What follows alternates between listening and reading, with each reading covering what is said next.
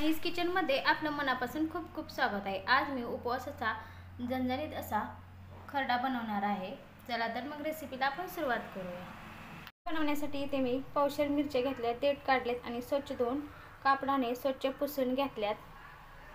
कढई गरम करायला ठेवली आहे, तर मी लोखंडाच्या कढईमध्ये खरडा बनवणार आहे।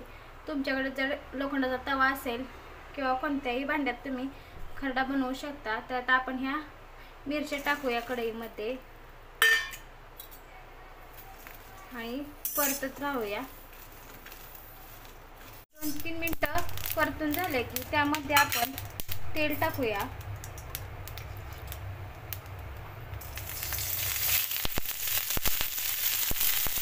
तेल टाकलं की आपण 5-7 मिनिटं ह्या मिरच्या तेलामध्ये मस्त डाग पडेपर्यंत भाजून घेऊया।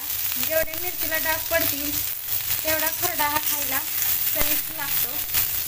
तर आपण उपवासाचा खरडा बनवणार आहे। 5-7 मिनिट झाले तर त्यासोबत आपण शेंगदाणे टाकूया। तर शेंगदाणे मी अगोदर थोडेसे भाजून घेतले होते। तेलामध्ये असं टाकलं की थोडंसं कडक होतात आणि खरडा खायला छान लागतो।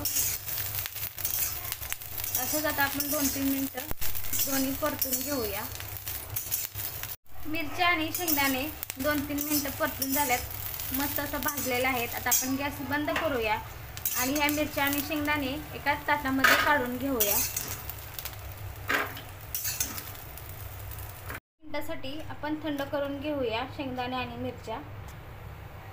मिरच्या आणि शेंगदाणे थंड झालेत, आता आपण मिक्सरच्या भांड्यामध्ये हे फिरवून घेऊया। भांड्यामध्ये चालू बंद करत मी असा अबडधोबड खरडा करून घेतलाय। त्याच कढईमध्ये मी 1 चमचा तेल टाकलेला आहे गरम कराय।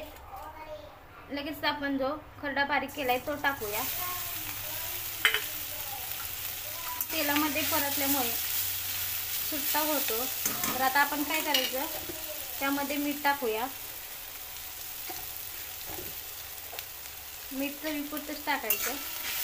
मस्त 2-4 मिनिटं हा खरडा आपण तेलामध्ये परतून घेऊया। तर खरडा बनवायला जास्त वेळ लागत नाही, 5 ते 6 मिनिटात हा खरडा बनवून तयार होतो। असं अबडधोबड वाटलं म्हणजे चवीला झणझणीत असा खरडा लागतो। 4 मिनिटं खरडा परतून झालेला आहे बघा, सुट्टा असा आपला खरडा तयार झालेला आहे। तर आपण एका वाटीमध्ये सर्व करून घेऊया।